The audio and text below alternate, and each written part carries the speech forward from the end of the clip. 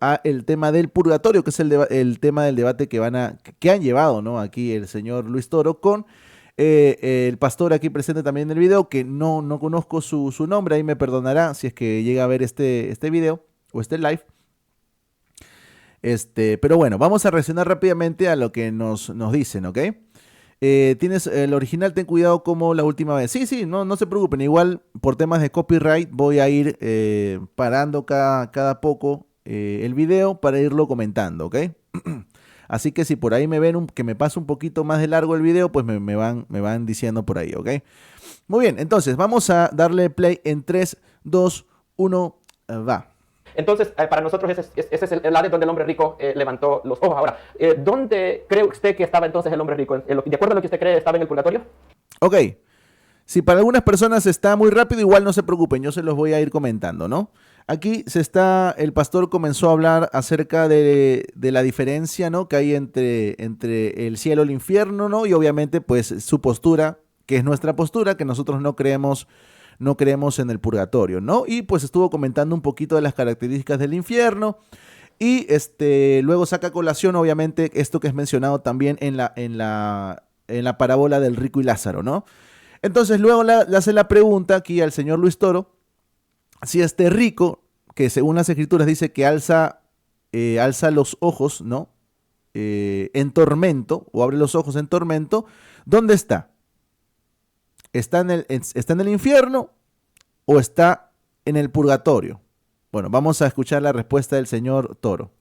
Pues ahí dice que estaba condenado, y si estaba condenado, muestra la Biblia de nosotros, dice el infierno, que es la condenación, ¿no? Bueno, esa la presenta y la que nosotros creemos, ¿no? Ajá, no, pero mi pregunta es si el hombre rico estaba en el purgatorio o el hombre rico estaba en el infierno condenado para siempre. Ahí habla de un lugar de tormento. De acuerdo, pero el purgatorio es temporal, porque de acuerdo a sus Pero enseñanzas... ahí no dice si era temporal o no. No, yo le pregunto a usted. Ahí no dice, ahí dice estaba en el lugar de tormento. Entonces sería el infierno. Puede ser infierno, puede ser purgatorio, porque no son... Uy, ay, ay. Bueno, ahí comenzamos fuerte, ¿no? Entonces, señores, según el señor Luis Toro, pues este lugar de tormento, ¿no? Este lugar de tormento donde alza los ojos el rico, podría ser o el infierno o podría ser el purgatorio, ¿no?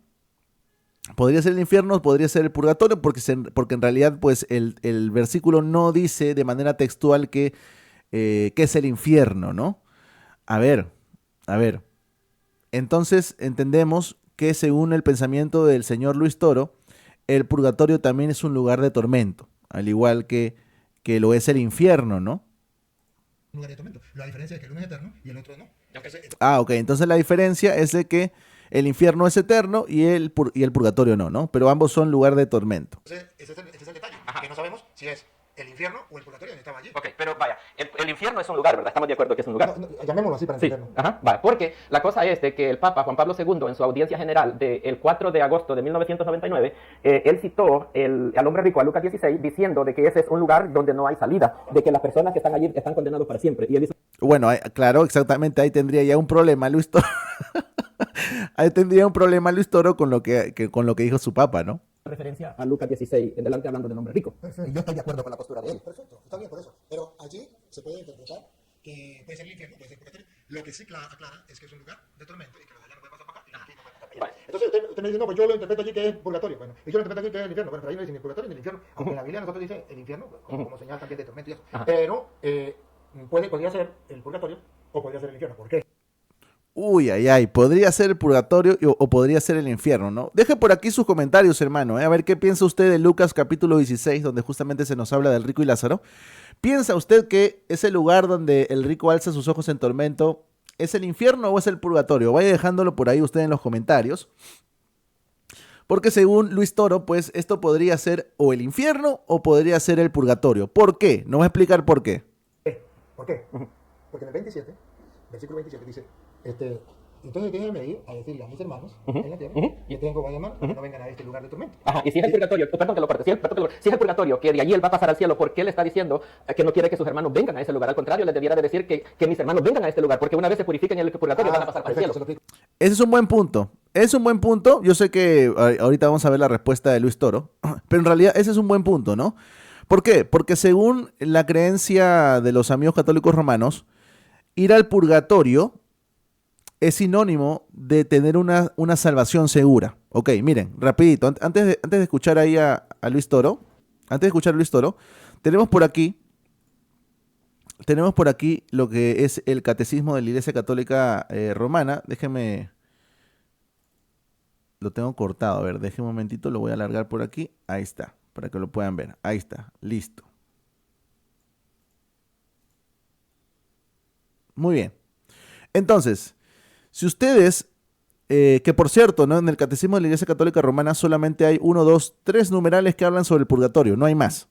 Eso es todo lo que ustedes van a encontrar en el Catecismo de la Iglesia Católica Romana. Entonces, en el numeral 1030 te va a decir lo siguiente: los que mueren en la gracia y en la amistad de Dios, pero imperfectamente purificados, aunque están seguros, noten esto, estas personas que van al purgatorio están seguros de su eterna salvación, ¿ok?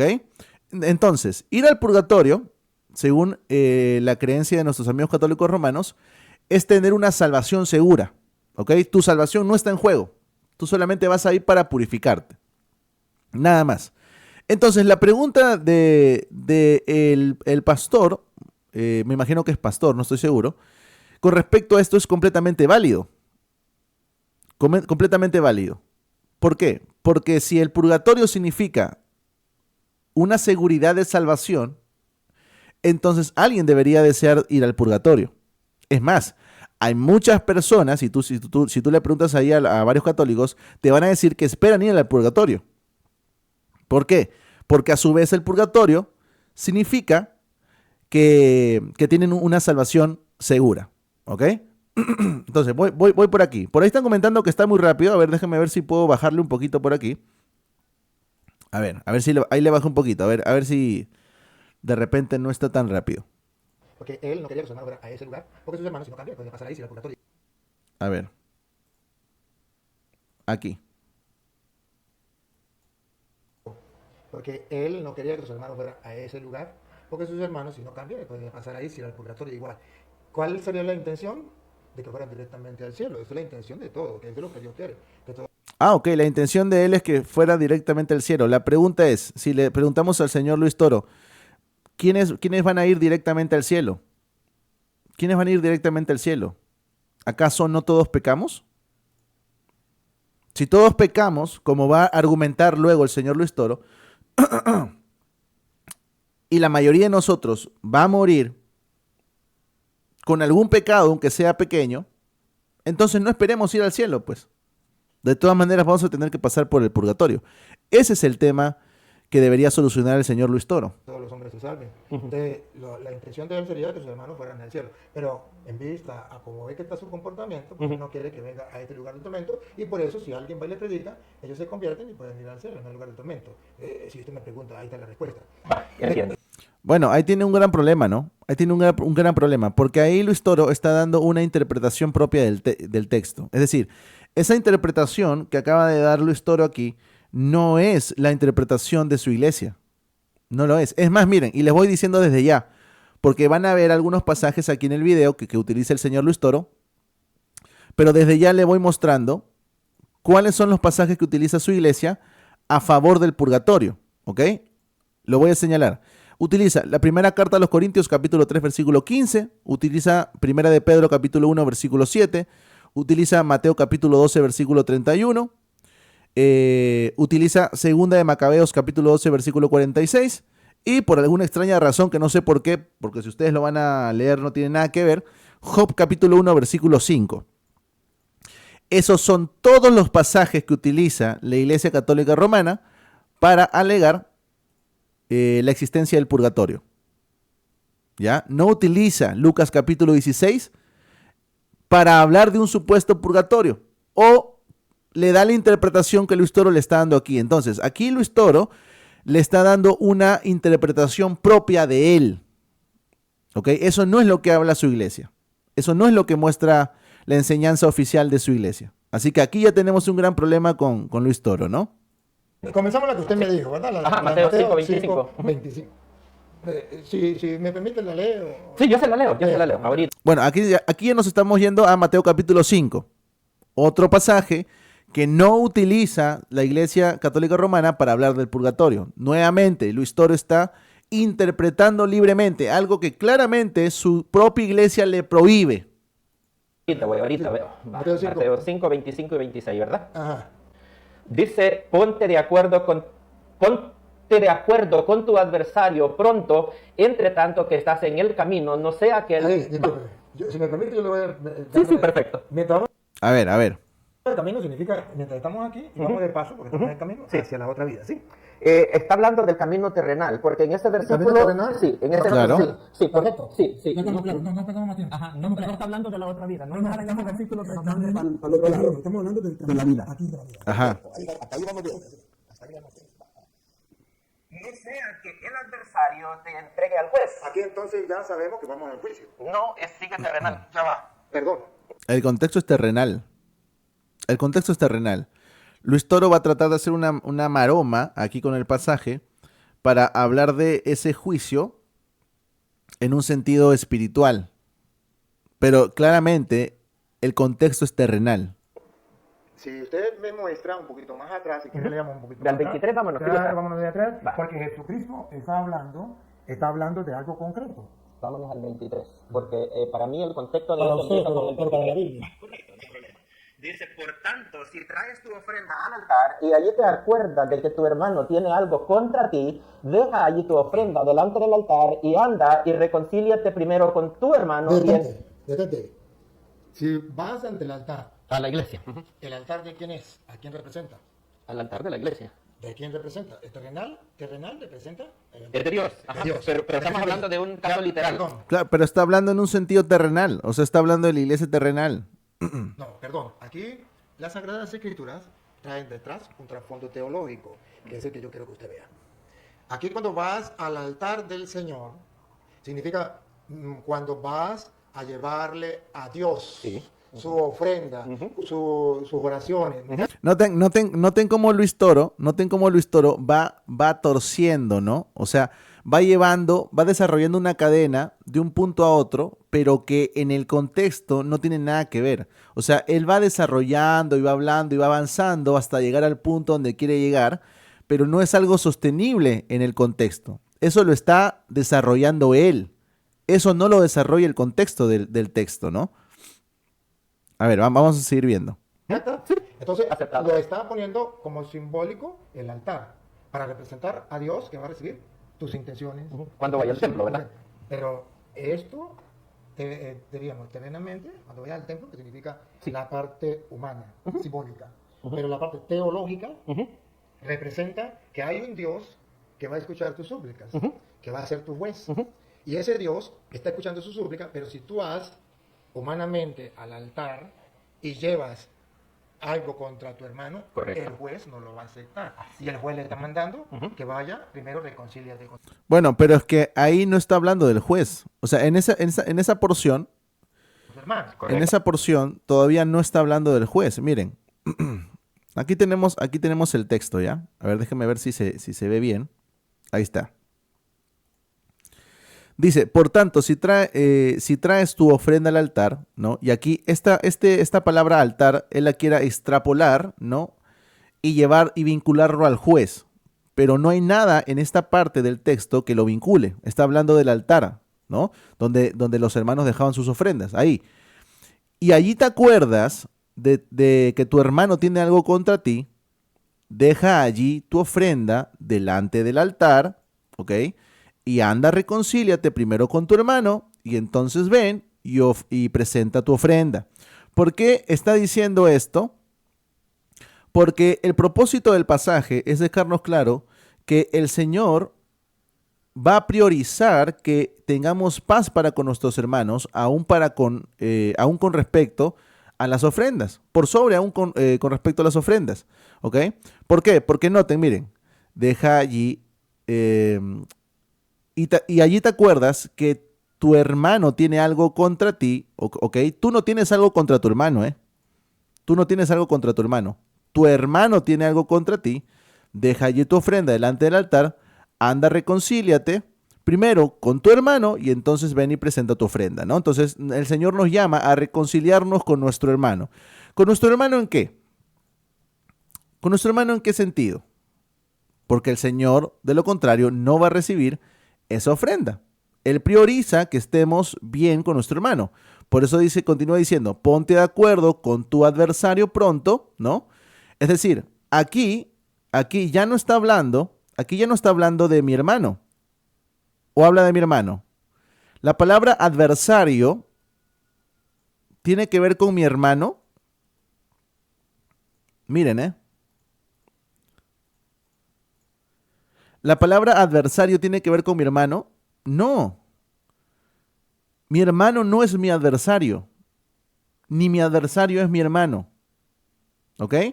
Entonces, el Señor nos está dando en esta palabra, en estos textos, nos está dando dos ejemplos. Uno, de estar bien con nuestros hermanos, ¿ok? Y también, aún de estar de acuerdo o estar en paz con nuestros adversarios. Eso es lo que está queriendo decir.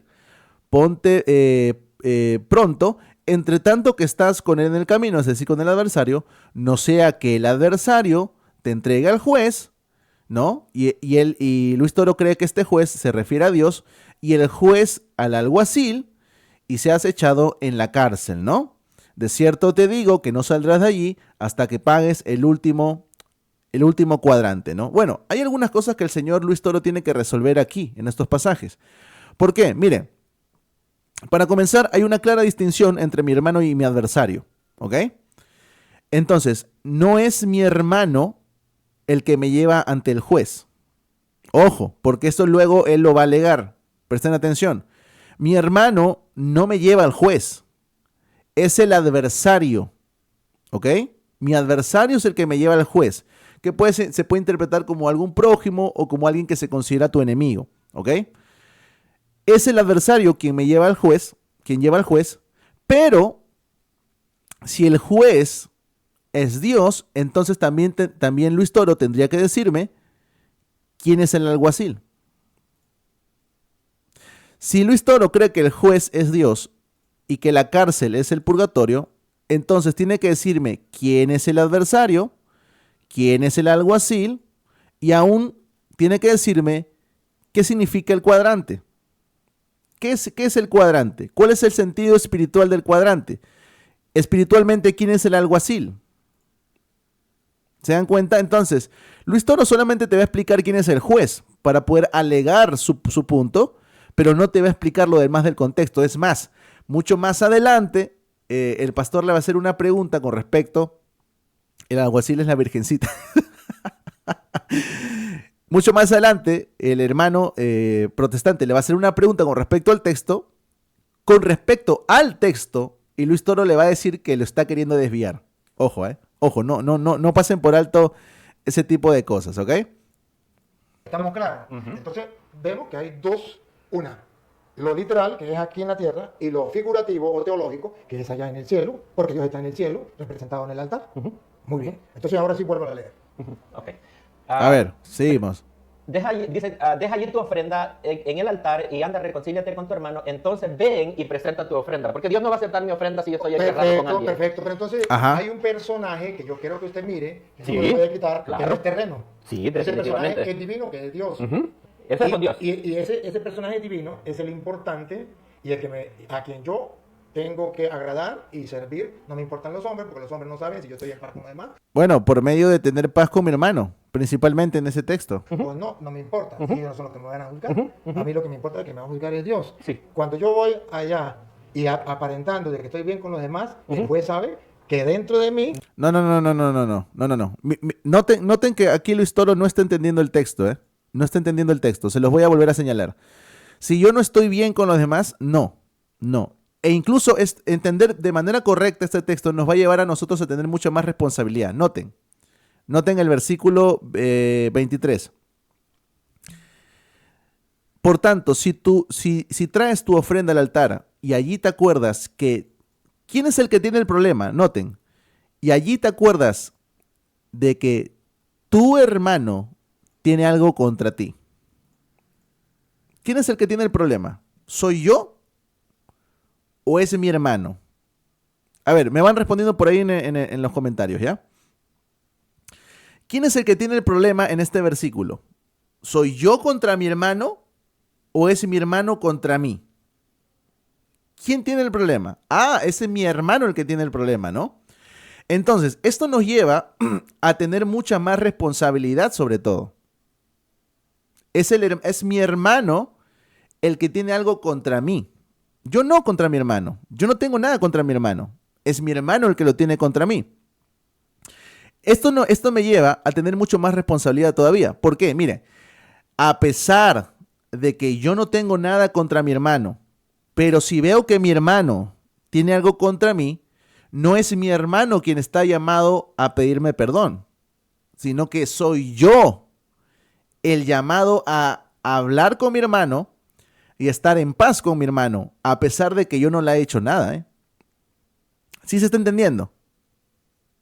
Es decir, miren, si quizá en algún momento, voy a poner un ejemplo sumamente sencillo, si quizá en algún momento alguien habla de manera, no sé, quiere dársela de gracioso, ¿no? Como muchas veces solemos serlo, pero de repente tu hermano no entendió bien lo que dijiste y se sintió ofendido y comienza a tener algo contra ti, ¿ok? Tú no tienes nada contra tu hermano, es tu hermano quien lo tiene contra ti, pero a pesar de que tú no tienes la culpa, tú vas a ir, al enterarte que tu hermano tiene algo contra ti, tú vas a ir y vas a reconciliarte con tu hermano. ¿Me dejo entender? Entonces, entender el pasaje te lleva a tener mucha más responsabilidad todavía. Entonces, no soy yo quien tiene algo contra mi hermano. Es mi hermano quien lo tiene contra mí, ¿no? Claramente es algo que Luis Toro no está entendiendo en este pasaje, ¿no? Definitivamente. Y no lo puedo engañar. ¿Me capta? Por supuesto. Entonces diga. Ajá, vaya. Ponte de acuerdo con tu adversario pronto, entre tanto que estás en el camino. Aquí. ¿De qué camino estamos hablando? No sea que el adversario te entregue al juez. Aquí. El personaje importante es el juez, Dios. Pero allí no está hablando del juez de Dios que está arriba, sino del que está aquí abajo. ¿Cuál juez que está abajo? Si estamos hablando del altar. ¿Ve? Estamos hablando del altar. A ver, señor Luis Toro. Señor Luis Toro, en estos pasajes se nos dan dos ejemplos. Uno, en un contexto eclesiástico. A ver si lo puedo señalar por aquí. Del versículo 23 al versículo 24, todo es un contexto eclesiástico. Es un contexto eclesiástico. ¿Ok? A partir del versículo 25 en adelante, es un contexto que está fuera de la iglesia. Pero ¿por qué Luis Toro vincula estos dos ejemplos como si fueran uno solo? Porque él piensa que el hermano es el adversario. Pero no, mi hermano no es mi adversario. Ni mi adversario es mi hermano. Son dos ejemplos que tratan de enseñar exactamente lo mismo, que tenemos que estar en paz para con nuestro hermano y en paz aún para con los de afuera, con los que se consideran nuestros enemigos, ¿ok? Entonces, eso es algo que Luis Toro no está comprendiendo del texto, lamentablemente, ¿no? De Dios. Y el juez que está en el altar, el que lo está viendo, porque sabe que el hombre va a llevar su ofrenda ocultando la enemistad que tiene con el hermano. De acuerdo. No está hablando con la tierra, los de la tierra no saben.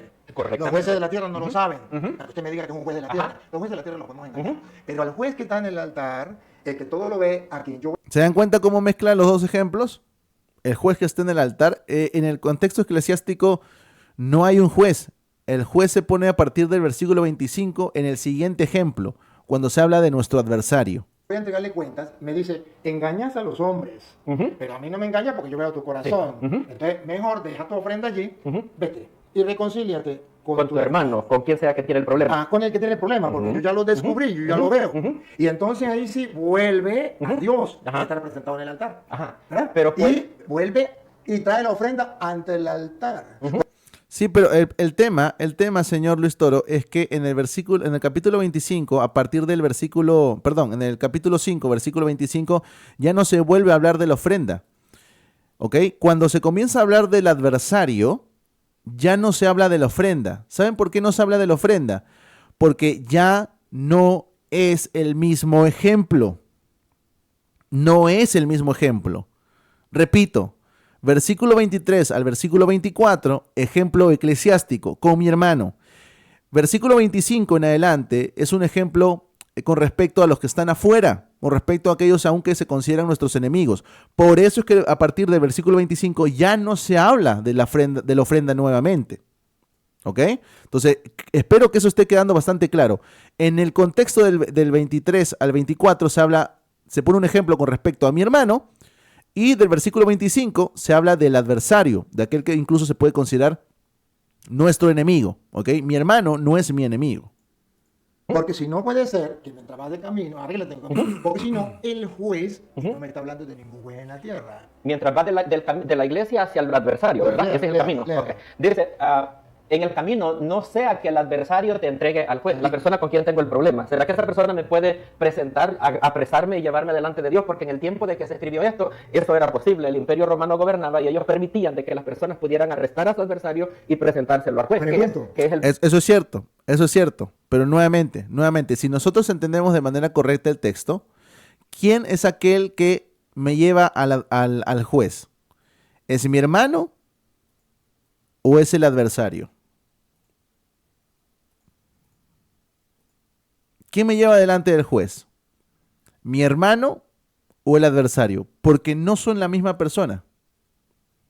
No son la misma persona. Entonces, nuevamente, el problema de Luis Toro es que está mezclando los dos ejemplos que se están dando aquí para justificar su enseñanza del purgatorio, ¿no? Que por cierto, nuevamente, para los hermanos que se van reuniendo por ahí, se van uniendo al live, aquí Luis Toro está utilizando Mateo capítulo 5, ok, aquí está, Mateo capítulo 5 del versículo 21 en adelante. Pero si nosotros nos vamos a lo que enseña la Iglesia Católica Romana en su catecismo, por ninguna parte cuando se habla del purgatorio, ustedes van a encontrar Mateo capítulo 5. ¿Ok? Entonces aquí Luis Toro está dando su interpretación, está utilizando un pasaje que la misma Iglesia Católica Romana no utiliza para hablar del purgatorio.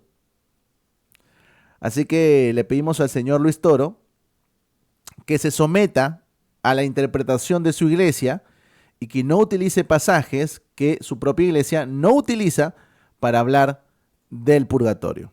¿Ok? Déjeme acomodo esto. Listo, ahí está.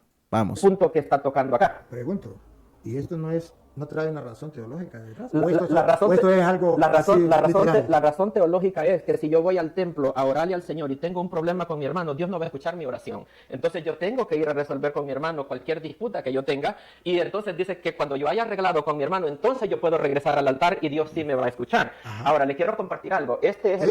Cuando dice voy en camino, cuando va en el camino, entre la iglesia al punto donde está el adversario. Y ese camino del punto de la iglesia al altar. Ajá. Al altar. Del altar al adversario. A ver, léalo otra vez. Ajá. Dice, lamentablemente creo que aquí incluso el propio hermano no se está dando cuenta, ¿no? De esa distinción entre estos dos ejemplos, ¿no? Donde en uno se habla del hermano y en el otro se habla del adversario. Estoy de acuerdo con tu adversario, por tanto que estás con él en el camino, no sea que el adversario te entregue al juez. Ajá. Y el juez al alguacil. Entonces, ¿será que mi adversario me puede presentar a mí delante de Dios físicamente? No, pero fíjese una... Ya pues, Lucito, ya, aún tomando tu argumento, acaba de decir que nuestro adversario no puede presentarnos delante de Dios. Entonces, pero si tú tomas ese texto, tienes que tomarlo de esa manera. El adversario es quien me entrega a quién. Porque aquí Luis Toro se acaba de pacatear solito, Solito se acaba de pacatear. El texto me dice, si lo tomamos como Luis Toro lo quiere tomar, ¿no? El texto dice, el adversario te entrega al juez. Le pregunta aquí el hermano lo siguiente. A ver, déjame retroceder un poquito. Sea que el adversario te entregue al juez. Ajá. Y el juez al alguacil. Entonces, ¿será que mi adversario me puede presentar a mí delante de Dios físicamente? No, pero fíjese una cosa. Cuando... Ya, pues, Luchito, acabo de refutarte tú solito, pues, Lucho, no seas malo, pues, Dios mío. ¿Qué hacemos, señores? Tanto bla, bla, bla para que al final se pacatee el solito, Dios mío, ¿qué hacemos? Está bien, bueno, si el adversario no puede presentarme delante de Dios en el sentido que tú estás queriendo mostrar, Luis Toro, entonces se fue al diablo tu interpretación, pues. Se fue al diablo tu interpretación. Entonces sí está hablando de manera literal. Sí está hablando de manera literal. Está hablando en términos terrenales. En términos terrenales, mi adversario sí me puede entregar a un juez, a un ser humano que ejerce como juez, pero no así en un sentido espiritual como lo estás queriendo enseñar tú, Luis Toro. Entonces todo tu argumento se acaba de derrumbar con una sola pregunta. Todo su argumento se acaba de derrumbar con una sola pregunta, ¿no? Y él lo acaba de reconocer y no se está dando cuenta, ¿no? Nosotros vamos ante Dios, no tenemos a la otra persona que ha sido herida, que está testigo de eso. Y cuando dice, no vaya a ser que tu adversario, porque dice, tiene una queja contra ti. Porque por eso aclaro. No, el texto no dice que mi adversario solamente tiene una queja contra mí. Dice que el adversario me entrega al juez. Entonces tú tienes que sostener eso, Luis Toro. Tiene una queja contra ti. Ahora, esa queja, ¿contra quién era? Por lo cual, el reino de los cielos es semejante a un rey que quiso hacer cuentas con sus siervos. Ah, bueno, aquí pasamos ya a otro pasaje. Si no me equivoco, vamos a hablar aquí de Mateo capítulo 18, ¿ok? Que es otro pasaje que acaba de dar Luis Toro, Mateo capítulo 18, versículo 23 en adelante, donde se va a decir, ¿no? Por lo cual el reino de los cielos es semejante a un rey que quiso hacer cuentas con sus siervos, ¿no? Y pues aquí se nombra a un siervo, ¿no? Que le debía 10,000 talentos, ¿no? Ya ustedes conocen la historia, ¿no?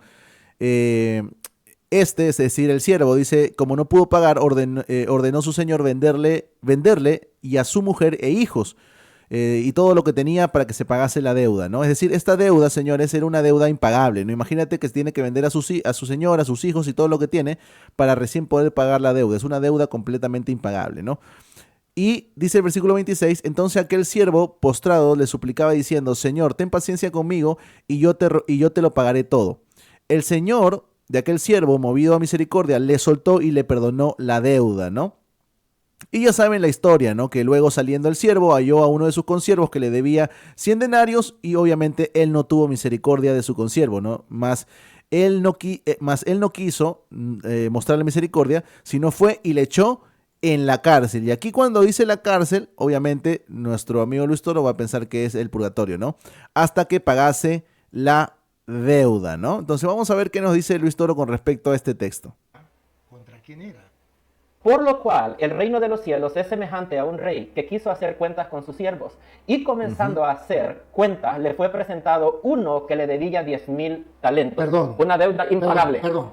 Entonces aquí está que el rey pasa a ser el dueño de Dios. Es Dios. Que también podríamos ser el juez porque él es el que va... Pero en este caso es Dios porque es una Bueno, parábola. bueno, mire. Ahí no hay lugar para que metamos mal de la tierra. Bueno, mire. Sí, aquí admitimos que es Dios, sí.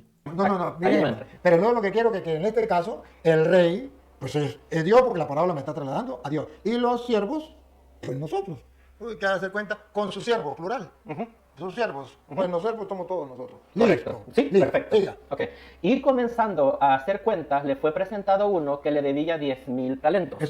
Eso es algo completamente impagable. ¿Fue allá en el cielo o aquí en la tierra? No, bueno. Según es una comparación. Déjeme explicar, sí. Bueno, se está poniendo un ejemplo terrenal, se está poniendo en situación de una deuda completamente impagable que era una deuda similar a la que nosotros teníamos con el Señor, ¿no? O sea, nosotros no podíamos pagar por nuestra propia salvación. Entonces, es a donde te quiere dirigir la parábola. Sí, déjeme explicar. La comparación es terrenal, pero los resultados son en el Sí, cielo. ya entendemos. Va, Sí, ok, ya mira. entendemos. Sí. Bingo. A este, como no pudo pagar, ordenó su señor venderle y a su mujer e hijos todo Ajá. lo que tenía para ellos. ¿Para seguir? ¿Para saltar?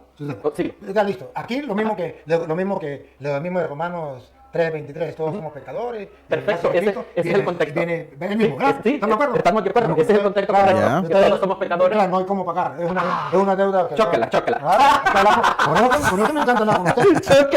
Bueno, sí, ese es el contexto. No es una deuda que no se puede pagar, ¿no? Ahí no hay diferencia. No hay diferencia. La diferencia es donde me hablan a ti cuando usted me va a quitar la risa. Vamos a ver, o nos reímos o no. Vamos a ver.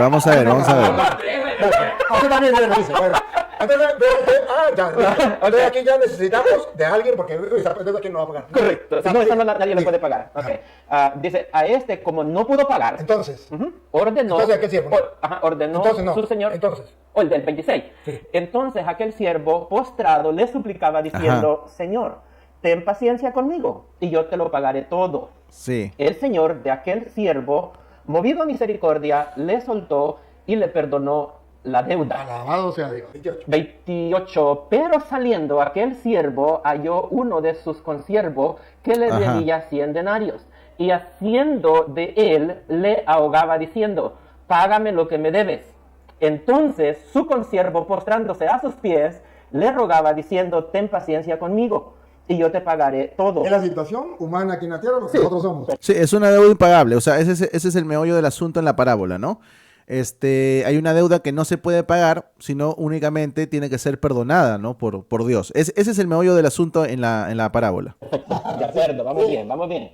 Versículo 30. Mas él no quiso, sino lo echó a la cárcel hasta que pagase la deuda. Entonces, Ajá. ese no tenía compasión. Viendo sus consiervos lo que pasaba, se entristecieron mucho y fueron y refirieron a su señor todo lo que había pasado. Aquí, disculpe, pero haciendo un paralelismo con aquel, no es que el Señor no lo sepa, ¿sí? No es que el Señor no lo sepa. No, sí, claro. Claro. Pero van al mismo Señor, al rey. No, es el mismo señor. No, perfecto. Sí, Y estamos- ellos van, ¿no? Ellos Sí, van y le sí, dicen, no. Ajá, correcto, perfecto. Estamos de acuerdo, ¿no? De acuerdo. No, sí, vamos bien, Sí, vamos bien. Por ahí están preguntando dónde pueden ver el video entero. Lo pueden ver ahí en YouTube. O sea, si ustedes lo buscan, Padre Luis Toro, no sé, debate purgatorio, ahí les va a salir. Pon un paralelismo con aquel Sí. que va, no sea que te lleven al juez. Correcto. ¿Quién lo va a llevar? ¿Quién lo va a No. Pero el texto, al menos en Mateo capítulo 18, no dice que los consiervos lo llevan al juez. Noten esas cosas tan sutiles que suele decir ahí Luis Toro para validar su punto, ¿eh? Los consiervos, ¿ok? Los consiervos no llevan a este hombre malo delante del juez. Mira, dice, viendo sus consiervos lo que pasaba, se entristecieron mucho y fueron y refirieron a su señor todo lo que había pasado. Es decir, los consiervos simplemente le contaron aquí al señor, le contaron al señor lo que había sucedido.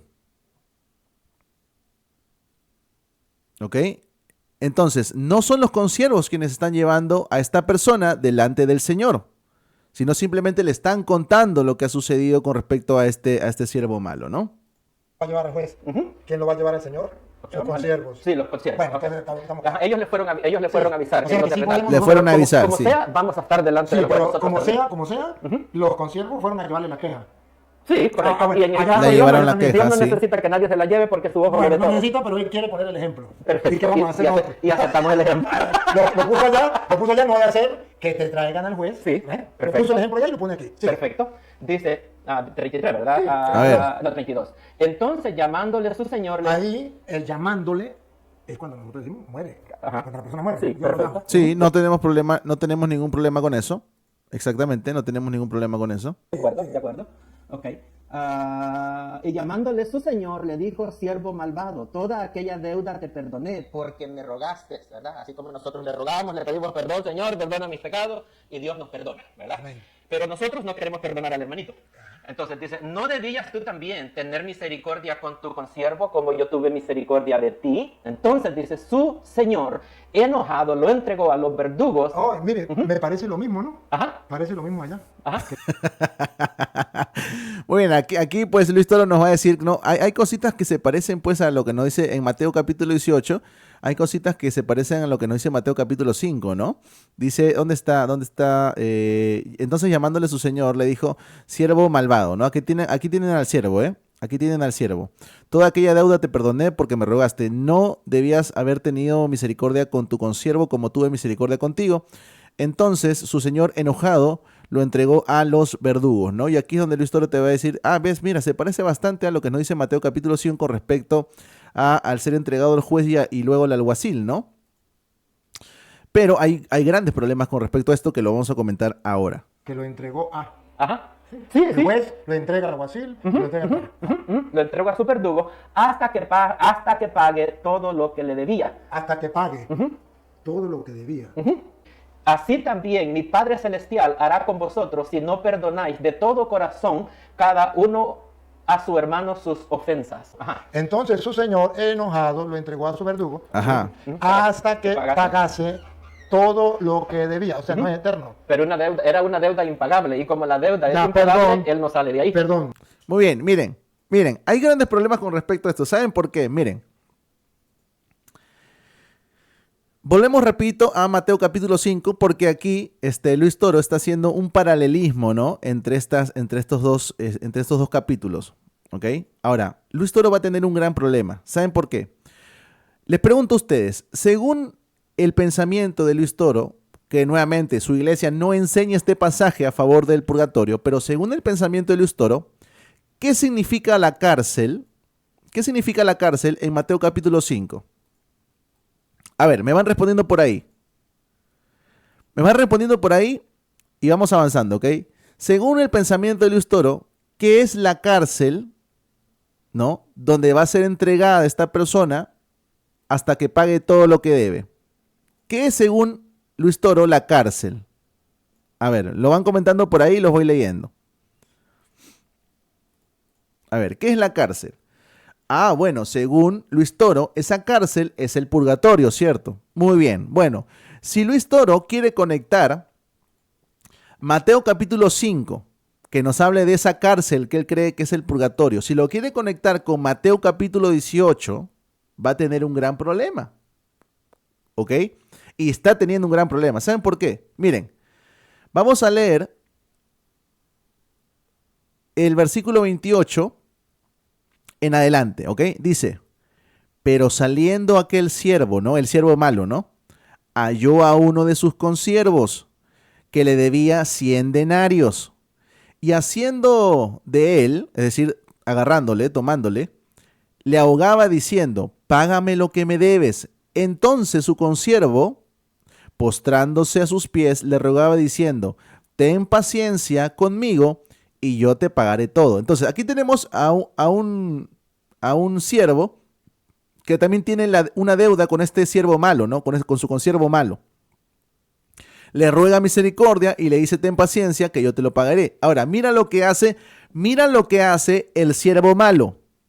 Mas él no lo quiso, sino fue y le echó en la cárcel. Ah, entonces, a ver, si Luis Toro me dice que en Mateo capítulo 5 esa cárcel es el purgatorio y me lo quiere conectar con Mateo 18 para hablar del purgatorio también, entonces, según el versículo 30, donde también se menciona la cárcel que él debería sostener que es el purgatorio, ¿quién echó a quién en la cárcel? ¿Qué es el purgatorio? A ver. ¿Quién echó a quién en la cárcel? Ah, ¿no fue el siervo malo quien echó a la cárcel a su consiervo que le tenía una deuda de 100 denarios?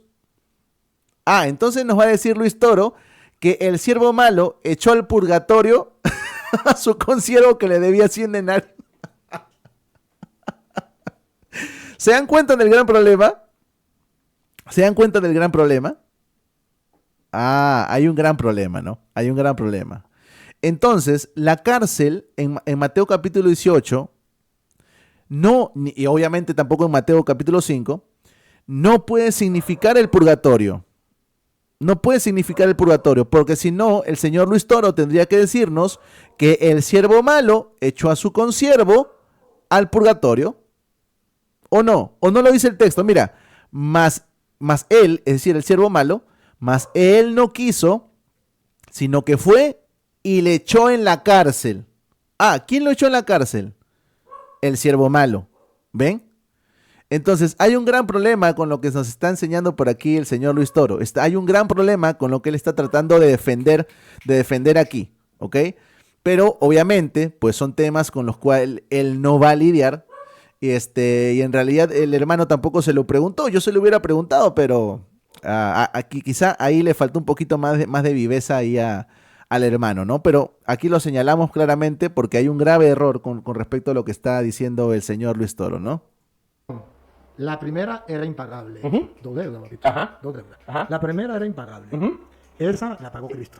La grande, la de aquí. Ya, de esa no hablemos. Ajá. La de aquí. No, pero la de aquí. No, aquí hay dos. Ajá. Aquí hay dos deudas. No, aquí son dos personas distintas. No, dos deudas. Dos. Hay dos personas y dos deudas. ¿Ok? Está el siervo malo, está el consiervo, está la deuda de los 10 talentos y está la deuda de los 100 denarios. ¿Qué otra deuda hay? Vamos a ver. Es una misma persona. No, una debía bastante y una debía 10.000. Perdón. Tenemos Hay dos deudores. Tenemos dos deudores y dos deudas. O entonces tres deudas, si quieren. ¿Cómo que tres deudas? ¿Cómo que tres deudas? Uno tiene dos deudas. ¿Cuáles son esas dos? Porque yo vi 10.000 denarios y vi el otro que debía una cosa mínima. la otra. Dos deudas y dos personas Usted distintas. vio esa. Yo le voy a mostrar la tercera. Démosle. Ah, nos va a mostrar la tercera deuda. A ver, señores. Aquí yo veo una deuda, 10.000 talentos, una deuda de 10.000 talentos. Y aquí yo veo una deuda de 100 denarios. No hay otra deuda en toda la parábola. No hay otra deuda. ¿Cuál es la otra deuda? A ver, vamos a ver qué nos dice el Señor. Aquí mismo está. Busquemos la otra. Aquí, claro. La primera. A ver. Tenía el Señor venderle a este, como no pudo pagar. Esta El era que debía los primera. 10.000 talentos. Los 10.000 talentos. Esta es la primera deuda.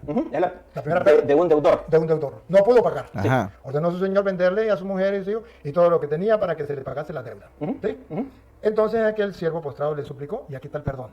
Ajá. Fue perdonado. Perdonada la deuda de los 10.000 talentos. Eso, perfecto. Sí. Vamos con el otro deudor ahora. Ahora, pero saliendo aquel siervo, halló a uno de sus consiervos que le debía. Ajá. 100 100 denarios. denarios. Esa es la deuda pequeña del otro deudor. Esa es la segunda deuda. Y ahora pregunto. Y ese que le debía, Cristo no perdonó los pecados de todos. No, ¿O no murió por yo todos? estoy buscando la tercera deuda que usted me iba a enseñar. No, papá, se pudrió todo, ¿no? Y la tercera deuda.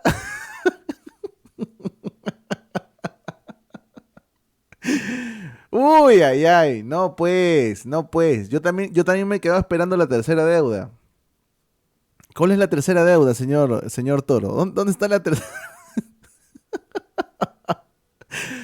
Queremos ver la tercera deuda, señor. ¿Dónde está? Y todavía no le he enseñado. Perdón, pero está implícita, no está explícita. Yo pensé que estaba implícita. Está implícita. A Pero ver. eso sería lo que se le llama una eisegesis, inyectarle al versículo algo que no... Cierto. Sí, pero le pregunto. Vamos a ver si nos lo muestra al menos implícitamente. A ver. ¿Jesucristo vino para salvarnos a todos?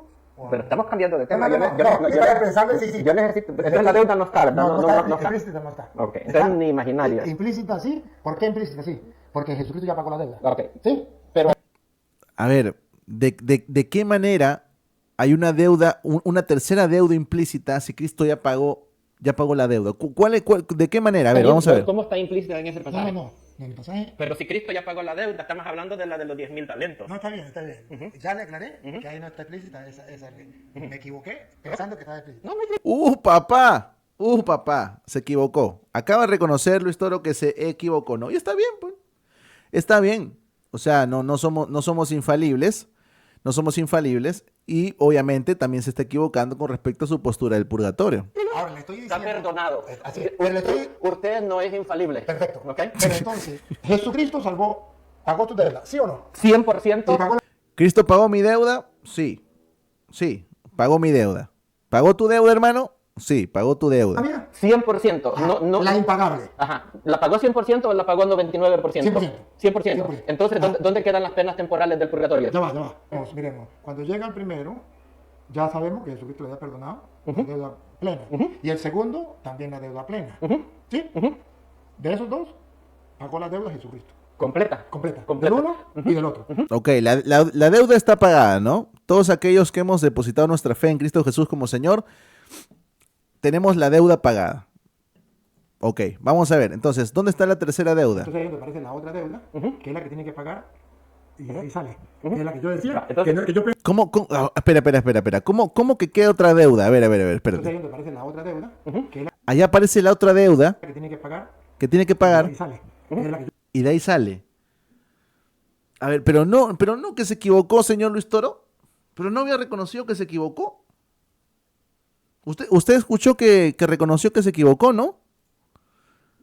Bueno, señor Luis Toro, a ver, si usted acaba de reconocer que se equivocó hablando de una tercera deuda, ¿cómo sale ahora otra vez hablando de esa tercera deuda? O sea, lo que está pasando aquí no tiene ningún sentido. Yo decía Entonces, que yo pensé que estaba ahí, Sí, pero no pero está. le voy a pero aclarar, está- le voy a explicar la parábola desde mi punto de vista y usted me asusta. Estamos salvos. Él lo hizo completo. Pero sin embargo, a pesar de que estamos salvos, tú y yo pecamos, ¿sí o no? Bueno, eso es cierto. A pesar de que somos salvos, nosotros pecamos, ¿no? Ahora, aquí viene y se los voy adelantando. Lo que va a postular Luis Toro es lo siguiente. Miren, ya Dios ha pagado la deuda. El Señor ha pagado tu deuda, mi deuda, en la cruz del Calvario, ¿ok? Pero si tú pecas, pues obviamente vas a tener otra deuda. Es decir, lo que está postulando por aquí el Señor, Luis Toro, es que Cristo solamente pagó por los pecados pasados, ¿ok? Si tú pecas nuevamente, pues entonces vas a acumular otra deuda. Se me está entendiendo, ¿no? Ahora, voy a comentar algo más adelante con respecto a algunas posturas de algunos hermanos también evangélicos, porque hay unos puntos importantes de señalar, ¿ya? Pero a ver, vamos escuchando por aquí al señor Luis Toro. Definitivamente. Pero si andamos en luz, como dice Juan 1.7, Sí, pero ya va, perdón. Nos limpia. ¿Pecamos o no pecamos? por supuesto, el que diga que no Pecamos, peque sí. es mentiroso. Necesitamos otro perdón. Pero el perdón de él fue perfecto y de una vez y para siempre. Estamos de acuerdo. Dice que, Estamos de hijitos, acuerdo. primera Juan 2, Eso estamos de acuerdo. hijitos míos, si alguno Pero- pecado, abogado tenemos Pero para yo con no el he Padre, dicho a que no, Jesucristo el yo no he justo. dicho que no. Yo Ajá. estoy de acuerdo, que ya todos fuimos salvados. Porque... Vaya. Ahora, lo que estoy diciendo es que si A usted ver. vuelve a pecar Ajá. y no se arrepiente, Ujú. ¿necesita perdón? Es que yo tengo que arrepentirme. Cuando yo peco, tengo que arrepentirme para que él me perdone. Y la misma sangre de atrás Escúcheme, me pero perdona. no me Oye, pregunte, no me hable de otra cosa. A ver, Si usted peca, sí. otra vez, después de que vuelve a pecar, y de que Cristo tiene razón, ¿usted necesita perdón? todos los días. Entonces, Ok, vamos a aclarar unas cosas ahí, ¿ya? Vamos a aclarar unas cositas importantes ahí.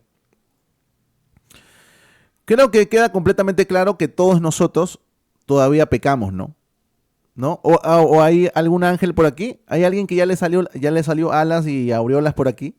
Yo creo que no, ¿no? Todos todavía fallamos, todos todavía pecamos, ¿no? Creo que eso está completamente claro. Pero hay una distinción. Hay una distinción, ¿ok? El perdón que nos ha dado el Señor por medio de su sacrificio es un perdón judicial. ¿Ok? Espero que no lo pasen por alto, ¿eh? El perdón que nos ha dado el Señor en la cruz del Calvario es vinculante a la justicia que Él nos ha dado en sus méritos. El perdón que hoy en día nosotros pedimos cada vez que fallamos no anula la condición que Él ya nos dio delante del Padre, que es ser personas justas y santas en Él.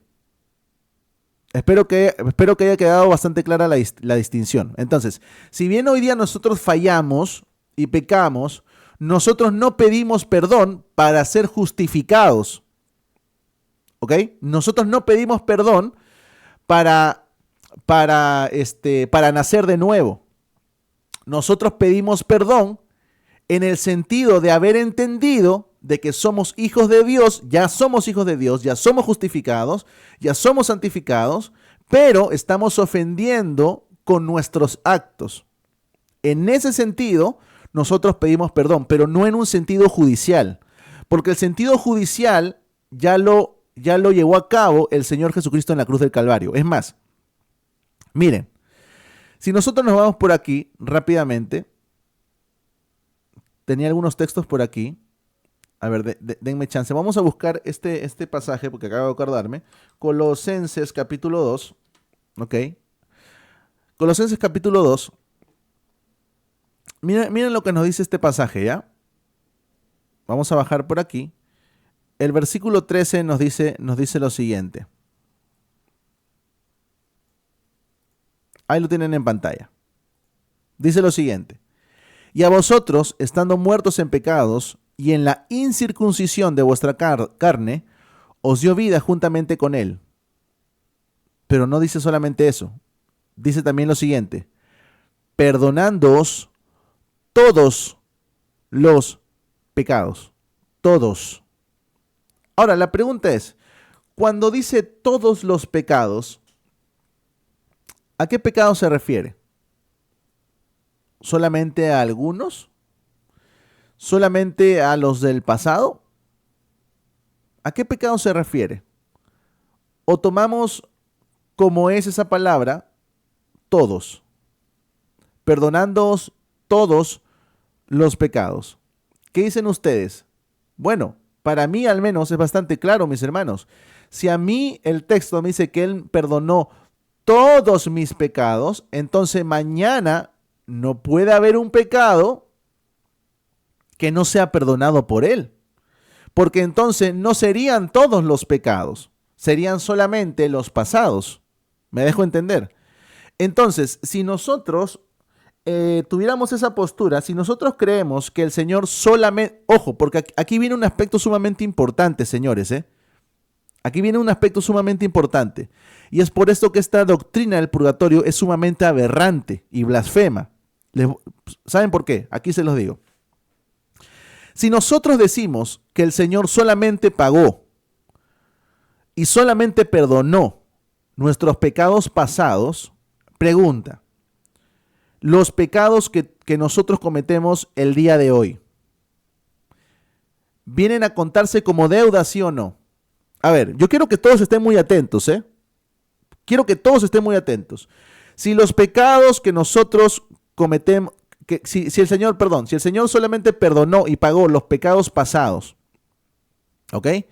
Los pecados que nosotros cometemos hoy en día, ¿vienen a contarse como deuda, como lo está diciendo Luis Toro, sí o no?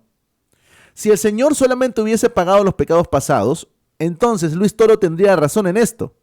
Los pecados que nosotros cometemos el día de hoy vendrían a contarse como deuda. Entonces pregunta, si nosotros tenemos una deuda,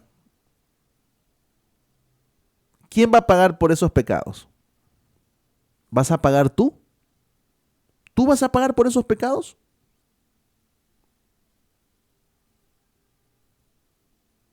Si Cristo solamente murió para pagar tus pecados pasados, ¿quién va a pagar por los presentes y por los futuros? ¿Tú? Bueno, es justamente eso, justamente por eso es que la doctrina del purgatorio es sumamente aberrante. Miren, aunque están seguros de su eterna salvación, dice el numeral 130, sufren después de la muerte una purificación a fin de obtener la santidad necesaria para entrar en la alegría del cielo. Ok, entonces, según lo que nos está enseñando Luis Toro, esa deuda, ¿quién la paga? ¿La paga Cristo? Esa deuda que nosotros vamos, por la cual nosotros vamos al purgatorio, ¿quién la paga? ¿La paga Cristo? No, señores. Según la doctrina católica romana, esa deuda que nosotros tenemos luego de ya ser salvos y pecar, esa deuda la tienes que pagar tú con tu sufrimiento en el purgatorio. Tú tienes que sufrir en el purgatorio para ser purificado y luego entrar a la alegría del cielo. ¿Se dan cuenta por qué esta doctrina del purgatorio es sumamente aberrante? Miren, señores, si se me viene otro pasaje a la mente. Si nosotros nos vamos a Hebreos, en el capítulo 1, Hebreos capítulo 1, mira lo que te dice el versículo 3, ¿ya? Déjenme borrar esto. Miren. Miren lo que te dice el versículo 3. Aquí tienen, Hebreos capítulo 1, versículo 3. Dice, el cual siendo el resplandor de su gloria, ¿ok? El resplandor de su gloria y la imagen misma de su sustancia, está hablando de Cristo con respecto al Padre, y quien sustenta todas las cosas con la palabra de su poder. Y miren lo que dice, va a decir la escritura ahora de Cristo. Habiendo efectuado la purificación de nuestros pecados por medio de sí mismo. Ok, entonces aquí el pasaje me está diciendo que fue Cristo por medio del mismo quien purificó mis pecados. Él lavó mis pecados por medio de sí mismo. Entonces, me estás diciendo que el sacrificio de Cristo en primer lugar, solamente purificó los pecados pasados. Ah, ok. ¿Y los pecados presentes, quién los purifica? ¿Yo? ¿El fuego? ¿Mi sufrimiento los purifica? ¿Se dan cuenta lo aberrante que es esta doctrina del purgatorio? No, señor. Porque si tú me dices que el fuego purifica o mi sufrimiento purifica la deuda que hoy tengo por los pecados que cometemos, entonces estás minimizando el sacrificio de Cristo. ¿Por qué? Porque para purificar mis pecados, Él tuvo que hacer algo. Él tuvo que entregarse a sí mismo en la cruz del Calvario. Él tuvo que derramar su sangre y Él tuvo que morir en la cruz del Calvario para purificarme. Ah, lo siento, eso no es suficiente. Ahora tú tienes que purificar o tienes que ser purificado por medio del sufrimiento y por medio del fuego del purgatorio. ¿Se dan cuenta?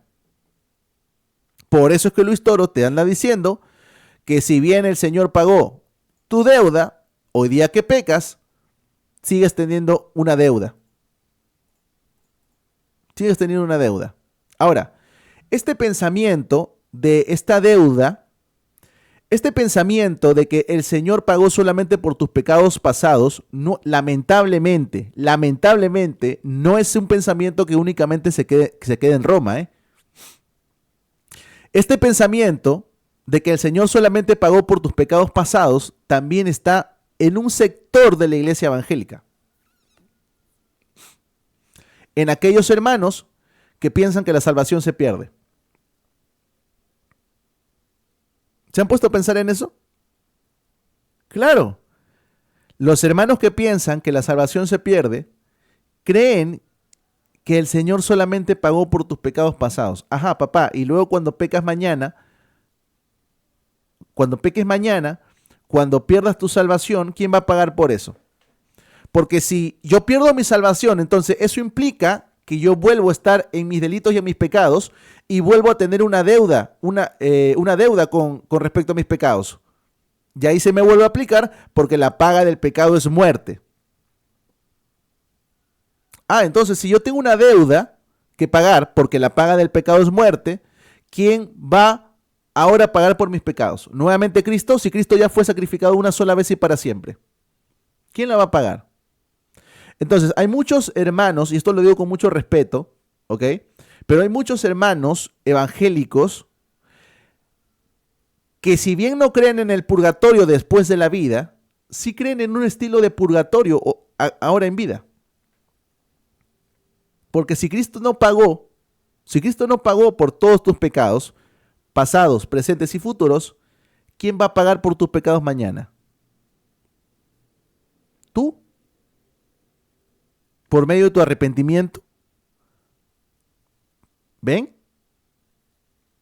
Ese es un tema importante, ¿eh? Es un tema importante. Muchas veces no lo hablamos aquí, pero es un tema importante. A él es lo que yo le quiero decir.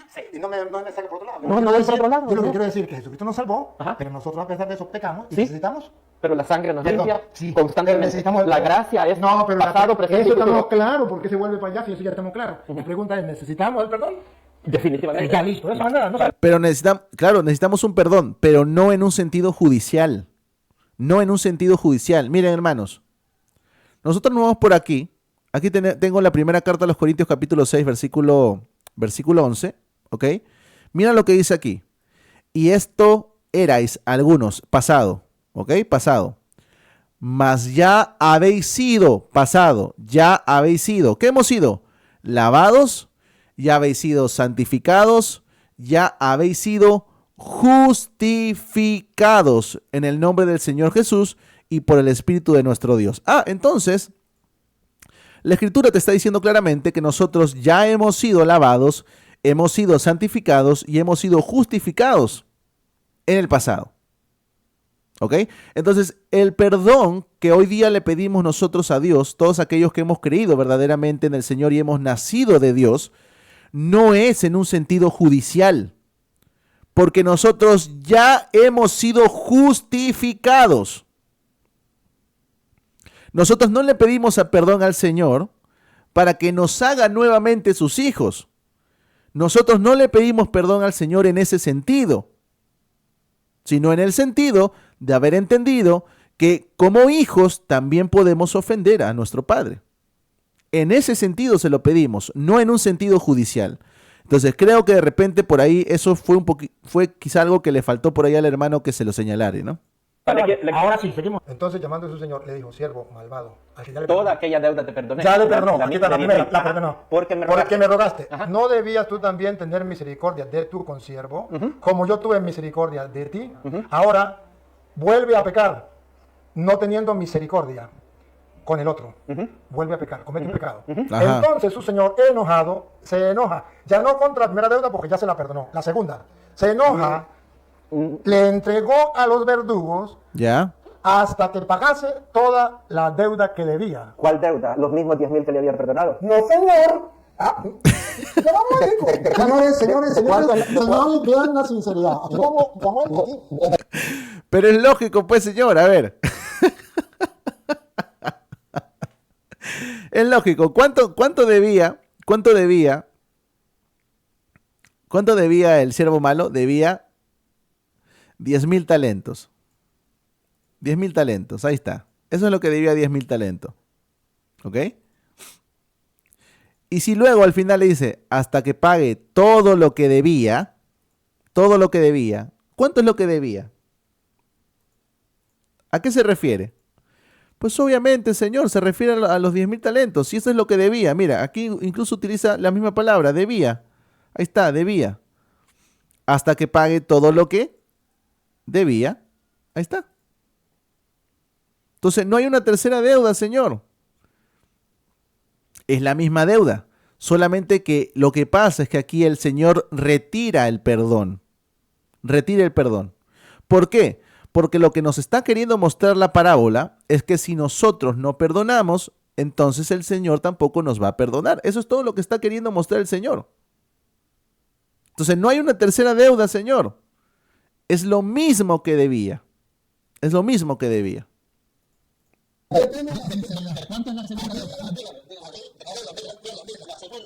Reclamo. Mire el reclamo.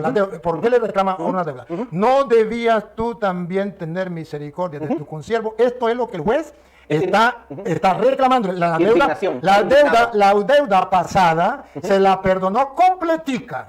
Como no pagó la deuda de la misericordia, no tuvo misericordia, entonces el Señor le dice, ahora tú vas a pagar. Claro, pero ¿qué va a pagar?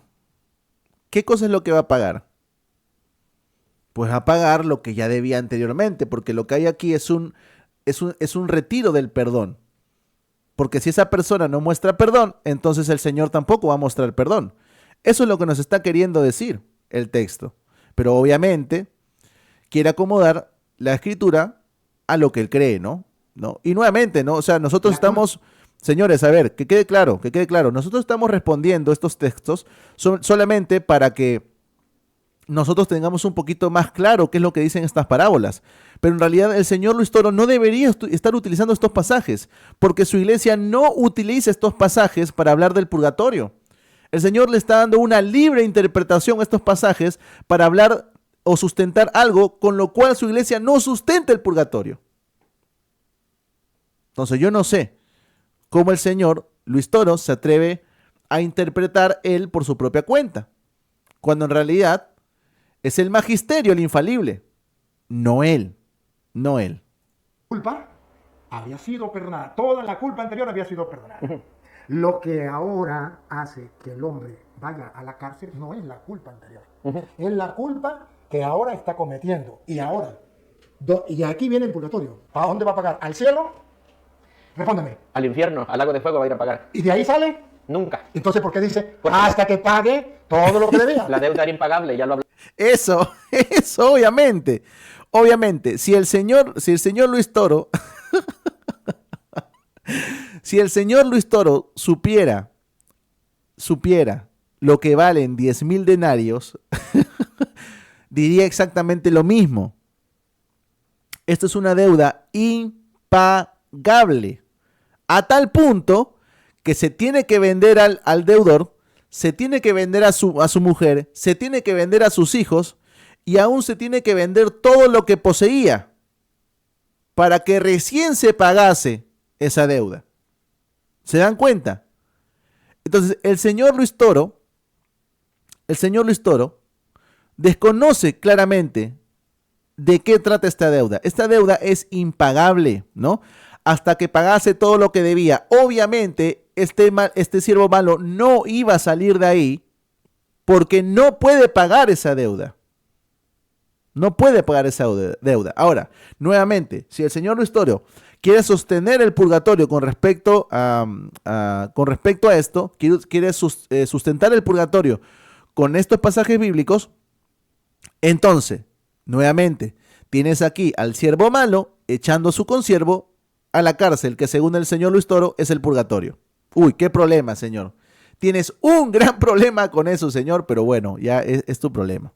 Hablamos al principio. Papá, pero aquí dice, hasta La pagará toda que la vida. pague, papá, hasta No. que pague. Mire, entonces el señor enojado lo entró a los verdugos, hasta que pagase, entonces él va a pagar todo lo que le debía. Todos los Entonces, que van al infierno o al lago de fuego van a pagar lo que deben, lo que hicieron, pero esa pena es eterna. y Claro, porque la paga del pecado es muerte. Ahí está la deuda. La paga del pecado es muerte. entonces cuando dice Mateo 25, y no saldrá de allí hasta que haya pagado. Estamos hablando de la cárcel literal. Ah, sí, cuando le conviene cárcel y cuando no le conviene la cárcel. No, señor. Miren cómo le levanta falacias aquí al hermano, ¿no? Cuando quieres es una cárcel literal y cuando no quieres, no, señor. Nosotros hemos sostenido, al igual que el hermano aquí en el video, que en Mateo capítulo 5, cuando se habla de cárcel, se está hablando de una cárcel literal. En Mateo capítulo 18, cuando se habla de cárcel, se está hablando también de una cárcel literal. En ningún momento nosotros sostenemos que la cárcel tipifica algo en un sentido espiritual, y mucho menos el purgatorio, ¿no? Entonces, hay un gran problema aquí con lo que está diciendo el señor Luis Toro, ¿no? Ay, está riendo, pero ese es su problema. Está bien. Voy a hacer una preguntita en base Claro, se ríe el hermano, porque ¿qué más va a hacer? al pasaje. Allí habla de que a ese que debía los 10,000 talentos, dice de que le iban a vender a la esposa y a los hijos. Entonces yo le... Aquí quiero que presten atención, ¿eh? Aquí quiero que presten atención. Miren, Mateo 18, ya se los mostré, dice que se debe vender al deudor, se debe vender a la mujer, se debe vender a los hijos y se debe vender todo lo que él poseía. Ese es el contexto. ¿Por qué se tiene que vender todo esto? Por la deuda de 10,000 talentos. ¿Ok? Ese es el contexto. ¿Ok? Ahora, presten atención. Ese es su problema. Está bien. Voy a hacer una preguntita en base al pasaje. Allí habla de que a ese que debía los 10,000 talentos, dice de que le iban a vender a la esposa y a los hijos. Entonces yo le quiero preguntar si, por ejemplo, una persona, un esposo, tiene que ir al purgatorio, ¿será de que la esposa y los hijos pueden pagar? No.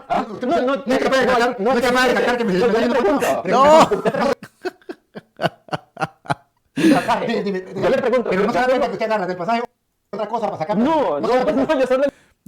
Agarro el pasaje, otra cosa, señor. Esto está dentro del contexto, señor. Hay que venderle a él, a su mujer, a sus hijos y todo lo que tiene. Ese es el contexto. ¿Por qué? Porque eso que se va a vender va a pagar justamente la deuda. ¿Ok? Pero no se da cuenta, no se da cuenta. Yo traje el pasaje, pero usted no se da cuenta, en su cabeza no le permite darse cuenta que me está desviando para otro lado, para la mujer. ¿Pero por qué lo está desviando?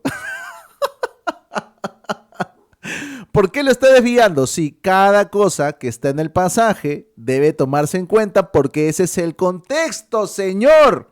Por eso se llama contexto. En el contexto se dice que se debe vender al deudor, a la mujer, a los hijos y todo lo que tiene porque con eso se va a pagar la deuda. ¿Cómo va a decir que lo está desviando, por el amor de Dios? ¿Para qué me pide que explique eso? ¿Para sacarme del purgatorio? No, señor, de verdad, que este es el colmo. Ese es el colmo. Sigo. El 16. Si alguno viene a su hermano cometer pecado que no sea de muerte. Aquí nos vamos a ir a otro pasaje, ¿no? Aquí Luis Toro ahora va a utilizar la primera carta de Juan, el capítulo 5, donde dice lo siguiente, ¿no?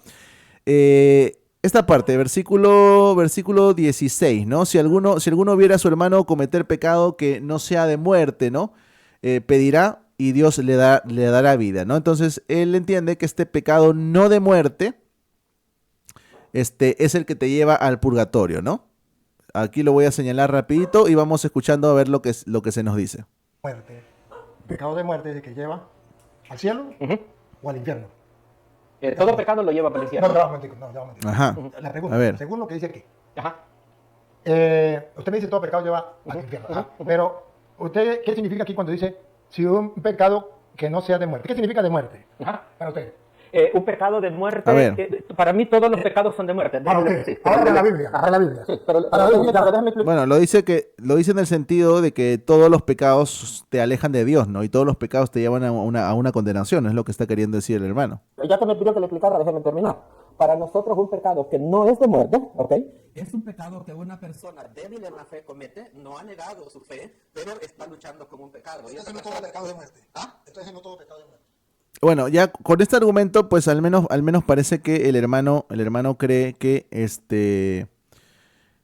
alguien puede perder la salvación, ¿no? Al menos un apóstata podría perder la salvación, al menos como lo está postulando él, ¿no? Estamos hablando del pecado que no es Perdón. de muerte, el que no ha Perdón. negado la fe. Para mí el pecado de muerte es una persona que es un apóstata, una persona que ha negado la fe, porque de eso habla Juan. Me lo va a explicar de nuevo. Sí. Cometí un pecado que no es de muerte. ¿A dónde me voy? Yo me Al muero. cielo. Te va para el cielo. Y Apocalipsis 21, 17, en el cielo no entra nada manchado. Apocalipsis 22, 14 le dice a Ajá. usted de los que están en Perdón, el cielo. perdón. Sí, permítame. ¿Qué hacemos No, con lo- permítame. qué hacemos con los No, pero le 21? voy a explicar. Pero responde Le lo voy, que le quiero explicar le voy a explicar por lo que es el 21, 17, que nada inmundo entrará en el reino de los Sí, cielos. señor. Ok, cuando usted va a Apocalipsis Claro. 22, Claro, y tenemos bastante pasajes con respecto a eso, ¿no? Tenemos, por ejemplo, y creo que el hermano lo ha comentado ya, la primera carta de Juan en el capítulo 1, versículo 7, dice que la sangre de Cristo nos sigue limpiando, o sea, nos limpia en presente, nos limpia de todo pecado, ¿no?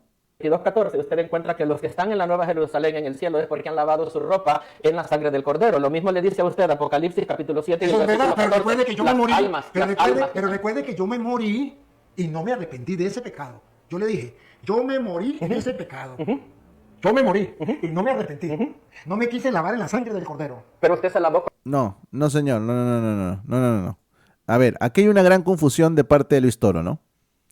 Hay una gran confusión. Yo me morí, no me quise arrepentir de ese pecado, no me lavé en la sangre del Cordero. No, señor, porque en este caso se está hablando de una persona que ya es salva. Entonces, una persona que ya es salva ya ha lavado sus vestimentas o sus ropas en la sangre del Cordero.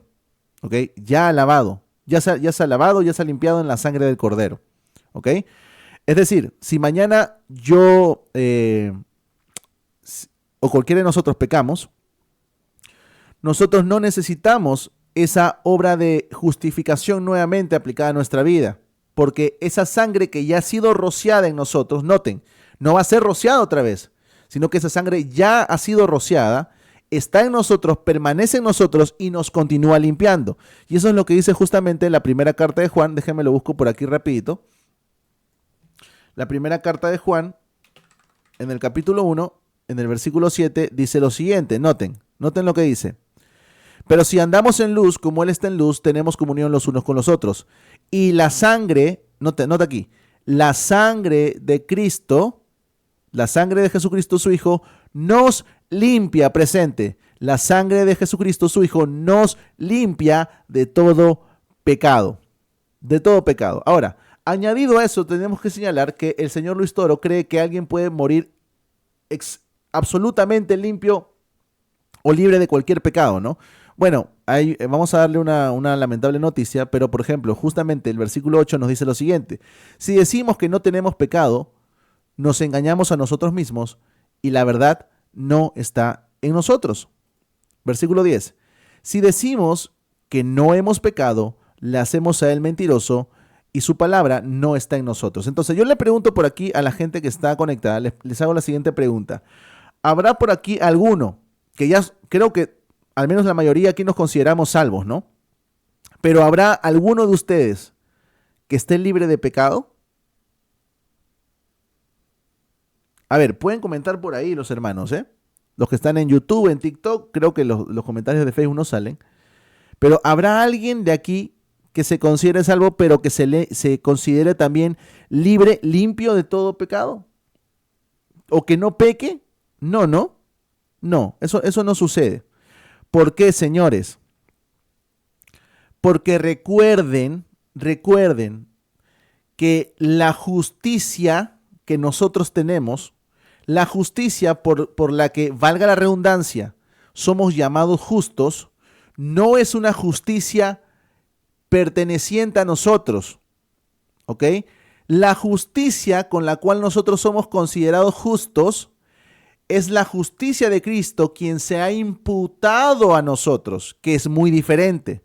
Entonces, nosotros no somos justos en nosotros mismos. No sé si me dejo entender. Lo estoy diciendo de una manera bastante sencilla, ¿ok? Nosotros no somos justos en nosotros mismos. Nosotros somos justos porque se nos ha imputado la justicia de Cristo, ¿ok? Entonces, no hay ningún pecado que nosotros podamos cometer que absuelva o que diluya la justicia de Cristo. ¿Me dejo entender? ¿Por qué? Porque la justicia, nuevamente, que nosotros cargamos o que se nos ha imputado, no es nuestra. Es una justicia perfecta perteneciente a un ser perfecto. ¿Ok?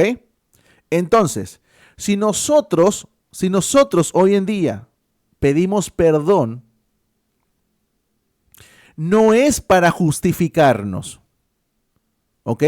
Si hoy día nosotros pedimos perdón, es para que se continúe en nosotros la obra de la santificación progresiva. Noten, recuerden que en el tema de santificación hay dos aspectos: la santificación posicional y la santificación progresiva. Nosotros ya hemos sido santificados posicionalmente en Cristo, pero progresivamente todavía estamos siendo santificados. Por eso, si ustedes leen en el versículo 9, se nos dice lo siguiente: si confesamos nuestros pecados, Él es fiel y justo. Él es justo, no tú. No, tú no eres justo. Él es justo para perdonar nuestros pecados. Y mira lo que dice aquí: y limpiarnos de toda maldad. ¿Sabes cómo se llama eso? Eso no se llama justificación. Eso no se llama justificación. Eso se llama santificación, que es la mortificación al pecado que tú y yo tenemos día tras día. ¿Ok? Entonces, el señor Luis Toro claramente desconoce esto. Desconoce esto. ¿Por qué? Porque no hace una distinción entre la justificación y la santificación. No, nosotros somos justos porque se nos ha imputado la justicia perfecta de Cristo. ¿Ok? Pero estamos siendo santificados de manera progresiva. Por eso, se nos limpia de toda maldad. Y cada día se nos va limpiando un poquito más. ¿Ustedes recuerdan cuando recién comenzaron a congregar o cuando entregaron recién su vida a Cristo, cuando creyeron en Cristo? ¿Son exactamente iguales a como eran antes? No, ¿no? Cuando yo llegué al Señor, yo tenía una boquita de caramelo, señores, ¿eh? Yo de cada 10 palabras, 9 eran grosería. 9 eran grosería. Y hoy en día, pues no es así. ¿Sabes por qué? Porque justamente he experimentado en mi vida una santificación progresiva. Y vamos experimentando día tras día una santificación progresiva. En este sentido es que nosotros tenemos que pedir perdón al Señor. En este sentido, no para ser justificados, sino que este perdón tiene relación con nuestra santificación. Entonces, el gran problema de Roma es que no hace una distinción entre la santificación y la justificación. Y ese es el problema que está teniendo el señor Luis Toro en este video. Cuando aceptó a Cristo como Señor y Salvador de su vida. No es que no quiso, quizás fue que no le quedó tiempo. Pero en el momento que usted rechaza, entonces usted está negando. Bueno, si tú rechazas, ¿no? Mira el ejemplo que te está dando Luis Toro. No, yo rechazo al Señor, yo no quiero ser perdonado. Bueno, eso está identificándote como alguien que no ha sido regenerado. Eso te está identificando como alguien que no ha sido salvo. ¿Por qué? Porque si tú lees la carta a los Romanos en el capítulo 8, versículo 14, si no mal recuerdo, te dice que los hijos de Dios son guiados por el Espíritu Santo. Y el Espíritu Santo no te va a guiar a rechazar el perdón del Señor. O no te va a guiar a algo que no sea a pedir perdón al Señor por tus pecados. Entonces, esto no lo entiende pues el señor Luis Toro. Si tú le pides que te desglose, que te explique de manera correcta qué cosa es la regeneración, la justificación, la santificación, no lo va a poder hacer. Por eso que es una mezcolanza de todas estas cosas. Su fe. Entonces, pero morir es un pecado que no es de muerte. Entonces es de muerte. No, Si no. usted no se quiere arrepentir, Pero si no ese muero, pecado es de un muerte. pecado. Mire, Porque aquí tiene que habla. arrepentirse. El arrepentimiento es un requisito Papá, para la mire. salvación. Usted no va a pasar, usted va para el cielo. Perdone, pero Primero eso lo Juan inventa 5:7, usted, eso lo primero inventa Juan usted, 1:7. eso lo dice usted. Si y mi andamos en respeto, luz, como y Él eso está mi en luz, respeto. tenemos comunión los unos con los otros y la sangre de Pero Cristo ahí también nos dice limpia que de todo Exacto, la sangre de Cristo nos sigue limpiando, obviamente. el luz no pecado. peca. Por eso- Pero aquí estamos hablando que sí pecó. Ahora le voy a preguntar, Perdón, Juan- aquí dice que sí pecó. Juan dice eso. Perdón, aquí dice que sí Es que pecó. cuando habla de Juan, que no peca, está hablando del pecado como práctica. Perdón, Que- aquí que es de dice- práctica. Ahí tenemos otro problema con Luis Toro, porque tampoco entiende la distinción entre pecar y practicar el pecado. Son cosas completamente diferentes. Nosotros pecamos, los hijos de Dios pecamos, los regenerados pecamos, pero no practicamos el pecado, como claramente lo dice el apóstol Juan en su primera carta. Es más, Juan hace una clara distinción. Si ustedes leen, por ejemplo, el capítulo 3, déjenme lo busco rapidito, ¿ya? A ver, lo voy a buscar rapidito por aquí. Si ustedes se van a la primera carta de Juan en el capítulo 3, se va a ver claramente esta distinción. Mira, el versículo 8 y 9, ¿ok? Dice, mira, el que practica el pecado es del diablo. ¿Ven? Aquí ven ustedes una práctica, un estilo de vida.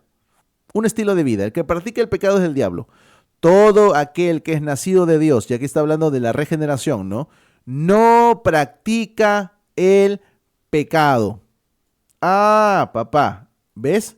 Entonces, hay una clara distinción entre pecar y practicar el pecado.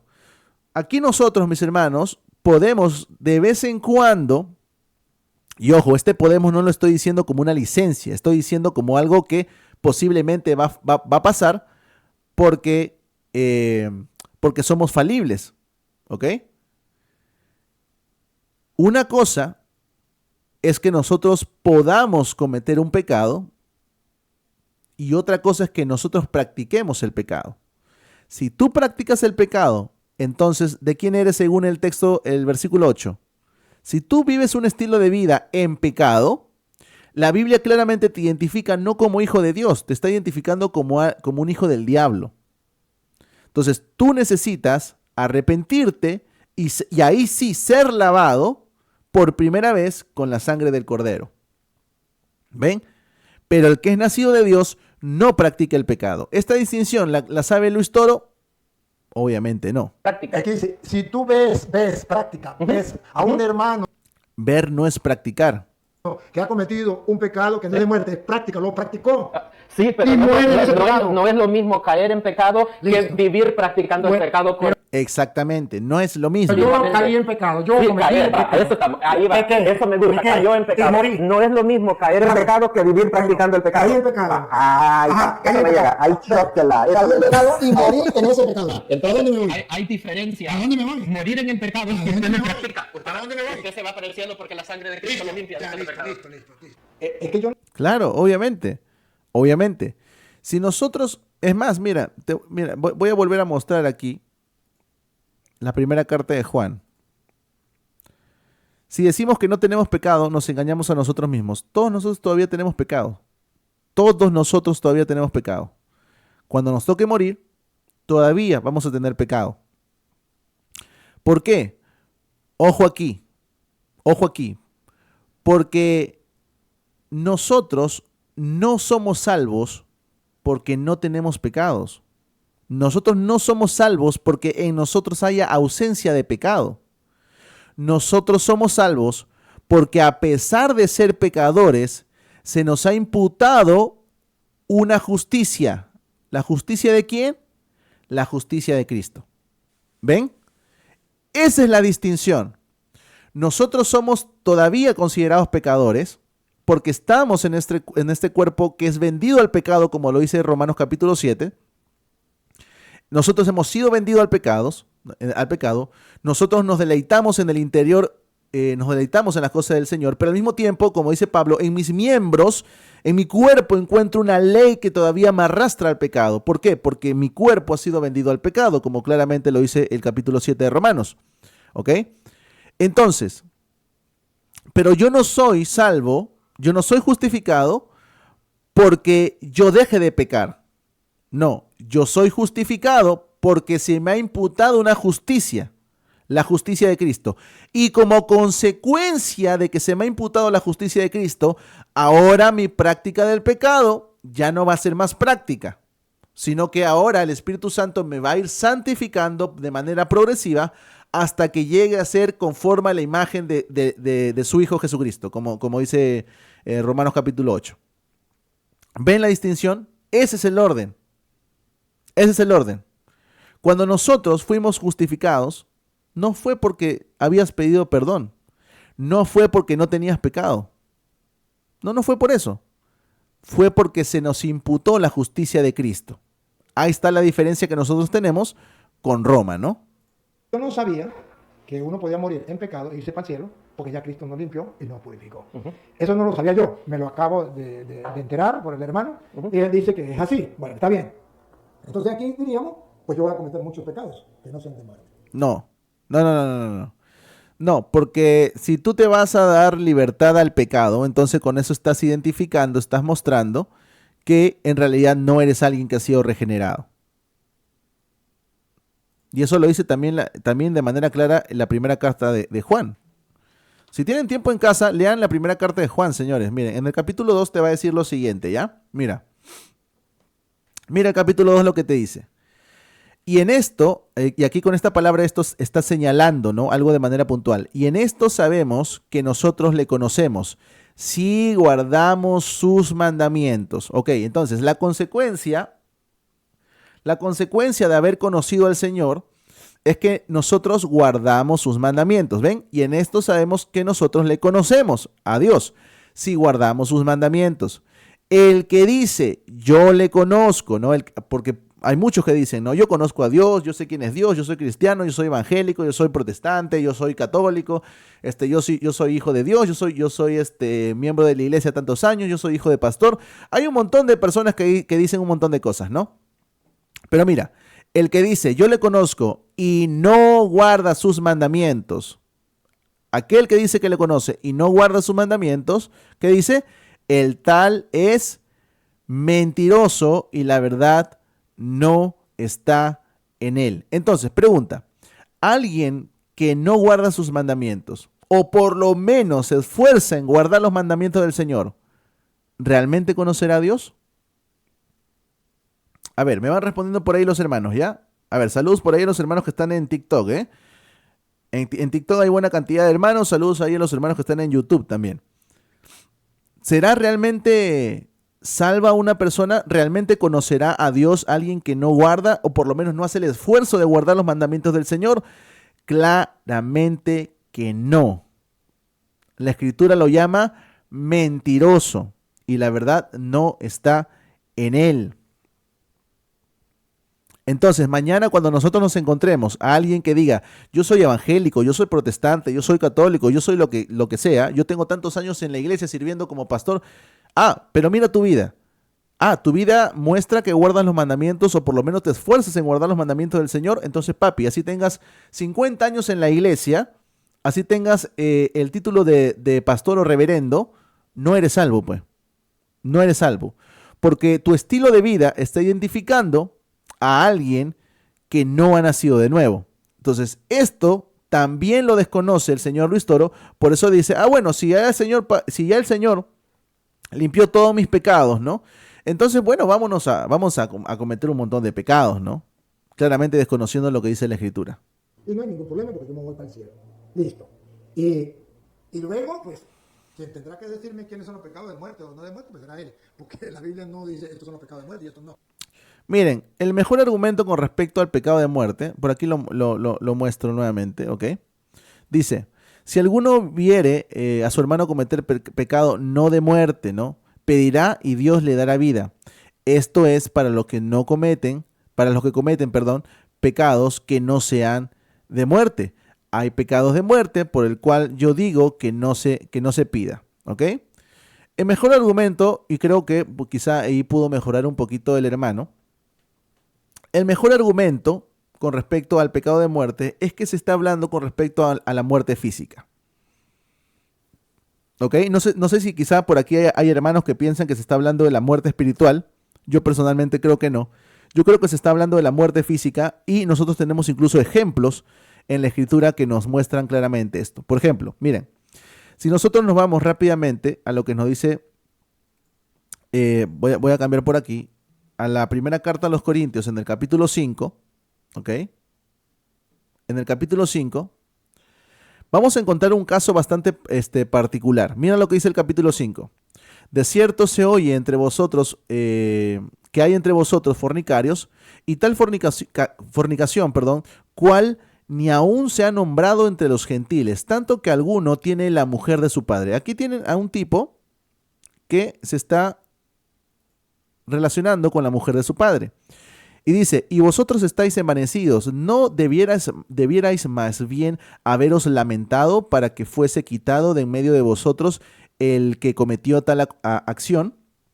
Ahora, mira lo que dice acá. Ciertamente yo, como ausente en cuerpo, pero presente en espíritu, ya como presente he juzgado al que tal cosa ha hecho. ¿Ves? Aquí anotan ustedes un juicio de parte de Pablo con respecto a esta persona.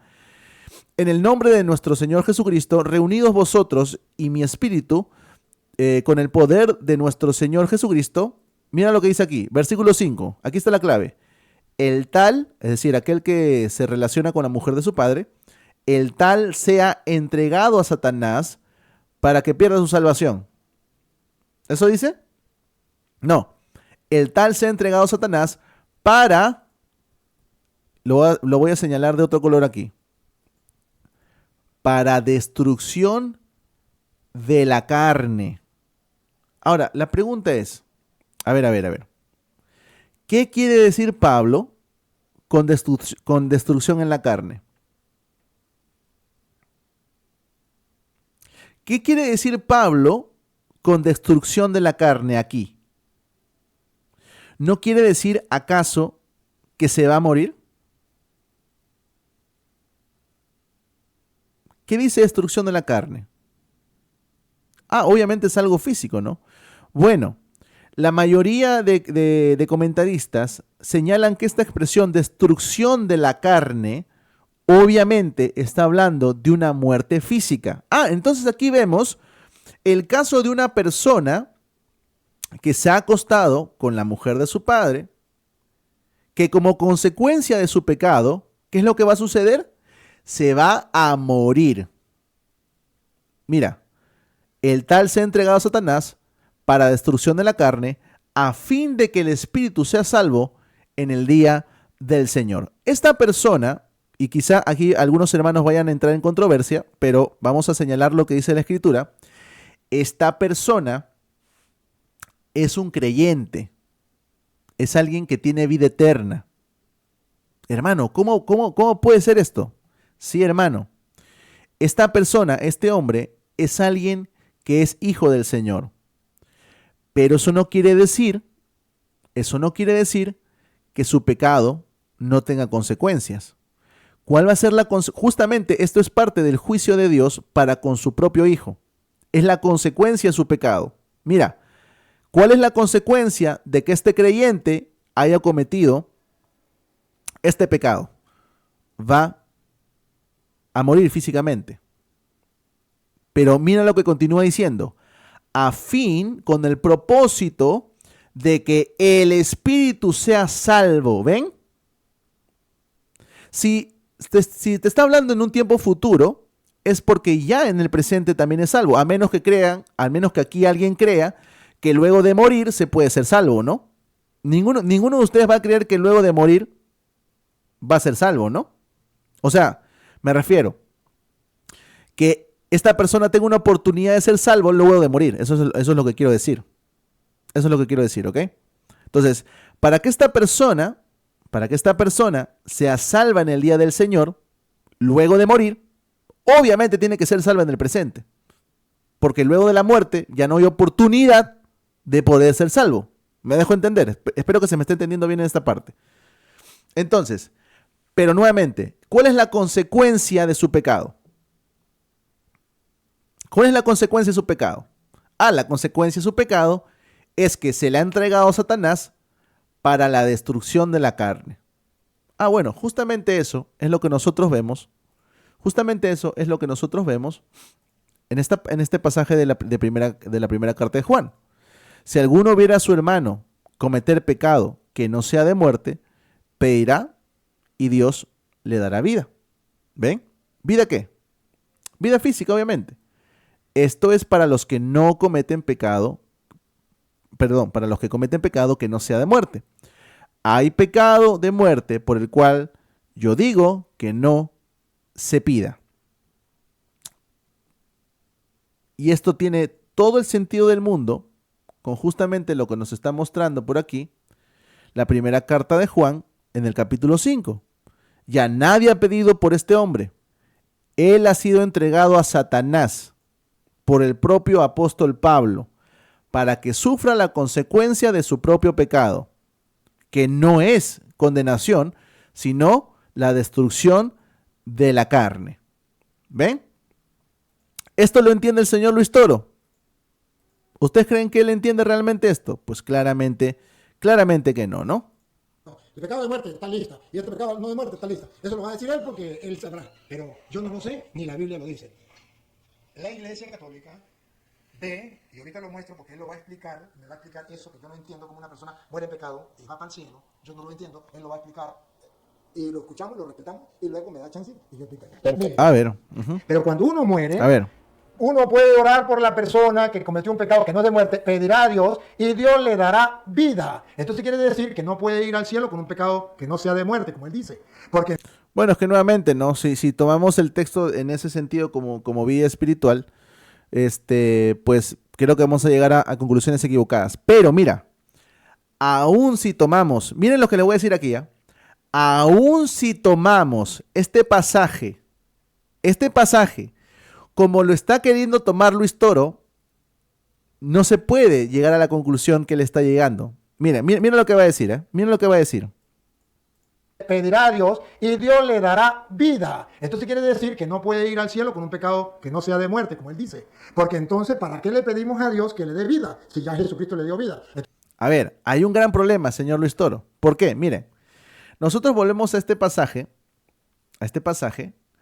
Dice, si alguno viera a su hermano cometer pecado que no sea de muerte, pedirá y Dios le dará dará vida, ¿no? Entonces, él entiende que hay hay personas que están en el purgatorio que no han cometido pecado de muerte y por eso nosotros le podemos pedir a Dios que le dé vida, ¿ok? Presten atención. Ahora, ¿qué significa dar vida?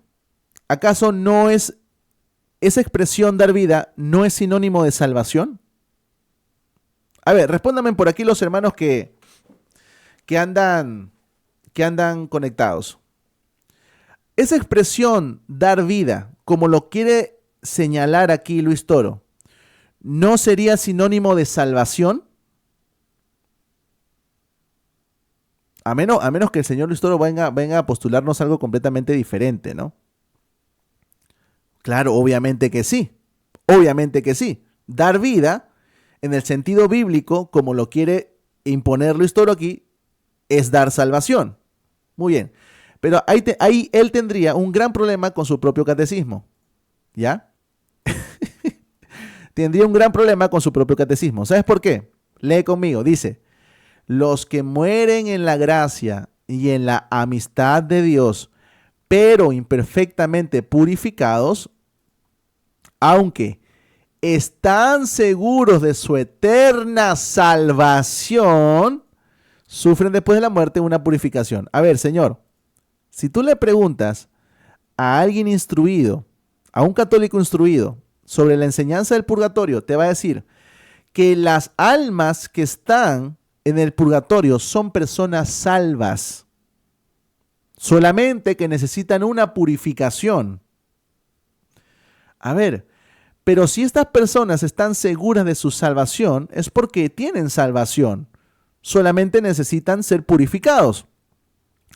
Pero el señor Luis Toro nos está diciendo que según Primera de Juan, capítulo 5, a estas personas Dios le tiene que dar vida. Total. ¿Tienen salvación o no tienen salvación, señor Luis Toro, las personas que están en el purgatorio? Señor Luis Toro, sería interesante que nos respondan, ¿no? Las personas que están en el purgatorio necesitan que se les dé vida, pero sí ya tienen salvación. Ellos están seguros de su salvación. Entonces se dan cuenta que lo mismo que él quiere utilizar para justificar la enseñanza del purgatorio no se ajusta ni a la escritura, y es más, no se ajusta ni siquiera a su propio catecismo. No tiene sentido alguno, no se puede sostener. Ese es el tema. Ese es el tema, ¿no? Ahora, ¿por qué pasa esto? Nuevamente, porque queremos evidenciar que el señor Luis Toro es un completo neófito, ¿no? De verdad, yo no sé cómo la gente lo puede tener como un héroe, el señor Luis Toro. El señor Luis Toro es un completo neófito. No solamente neófito bíblico, sino aún de su propio catecismo. Porque su catecismo en ninguna parte utiliza ni Mateo capítulo 5, ni Mateo capítulo 18, ni Primera de Juan capítulo 5 para hablarnos del purgatorio. Ahí lo tienen el catecismo, ahí en la pantalla. Utiliza la primera carta a los Corintios, utiliza Primera de Pedro, utiliza Mateo capítulo 12, Segunda de Macabeos capítulo 12 y por último Job capítulo 1 versículo 5. En ninguna parte su magisterio utiliza Mateo capítulo 5, Mateo capítulo 18 y Primera de Juan capítulo 5 para hablar del purgatorio. ¿Por qué sucede esto, señores? Porque Luis Toro está interpretando la escritura como él quiere. Está interpretando la escritura por fuera de su magisterio. Algo que claramente a él se le prohíbe. Él no puede interpretar. Su iglesia le prohíbe que interprete. Porque la única interpretación infalible es la del magisterio.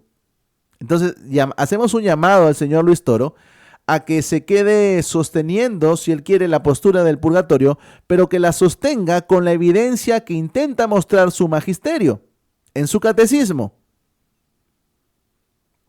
De lo contrario, si el Señor quiere seguir interpretando los textos de Mateo capítulo 5, Mateo capítulo 18, Primera de Juan capítulo 5, quiere interpretarlos como él quiere, algo que no hace su magisterio a favor del purgatorio, entonces, Señor, bienvenido al protestantismo.